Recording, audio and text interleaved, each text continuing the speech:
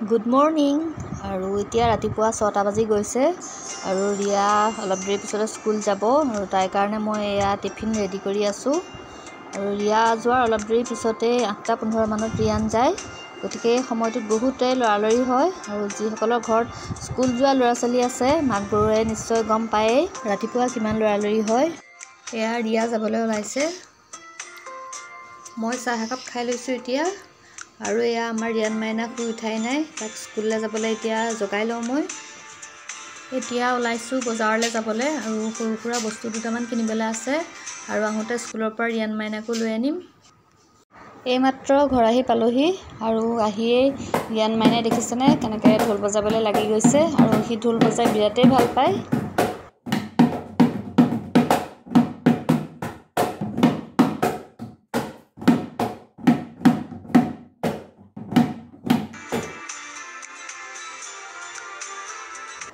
এইটো এতিয়া পেকিং কৰিবলৈ আছে। আজি বিয়া এখন আছে আৰু তালৈকে এয়া ইলেক্ট্ৰিক কেটলি এটা গিফ্টৰ কাৰণে লৈ আনিছোঁ আৰু খোৱা বস্তু দুটামানো সৰু সুৰা এয়া লৈ আনিছোঁ, বিলাহী বেঙেনা এইবোৰ এনেকৈ কিবা কিবি। এতিয়া ভাত খাই লওঁ।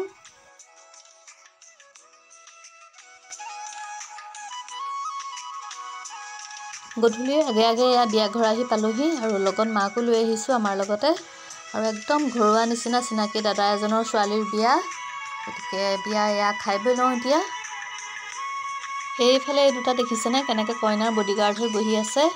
গৃহস্থক বাৰু একো নকৰে, কিন্তু ৰভাৰ তলত থকা কাৰোবাক একামোৰ দিলে হ'লেই আৰু। মোৰ পিছে বস্তুটোলৈ বিৰাটেই ভয় লাগে দেই। আৰু পুৱা হ'লে সিহঁতৰ মৰমৰ বায়েকজনী গুচি যাব বুলি ভাবি হয়তো দুয়োটাই এনেদৰে মন মাৰি বহি আছে। খোৱা বোৱা হৈ গ'ল আৰু এয়া কইনাৰ সৈতে ফটো একপি তুলি ল'লোঁ। আহিবৰ সময়ত ভাবিলোঁ কইনাৰ মাকক ভিতৰত মাত এষাৰ দি যাওঁ। আৰু এয়া দেখিছেনে ইমান সুন্দৰকৈ এয়া বনাই থোৱা আছে। আমি এইটোক মৰল বুলি কওঁ, আপোনালোকে কি কয় বাৰু? আৰু কইনাক গা পা ধুৱাই এইখিনি ঠাইতে সজাবহি।